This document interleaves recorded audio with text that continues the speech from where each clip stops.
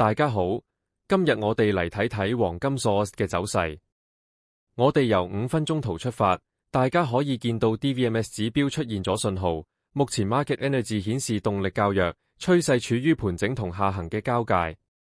我哋拉闊畫面，切換去15分鐘，再轉上1小時圖睇大方向。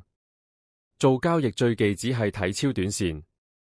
喺1小時圖，大結構同一啲關鍵移動平均線嘅走向就會一目了然。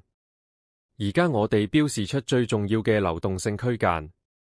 首先喺下方畫出主要嘅支持區，然後複製框框拉上去上方，標示出供應阻力區。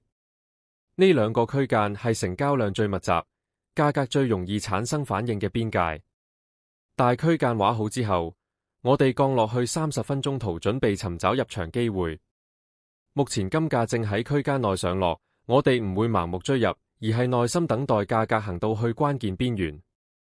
留意圖中我標示心心眼嘅位，呢度貼近底部支持，而且同 Volume Profile 嘅 POC 點重合，係一個值博率極高嘅靚位。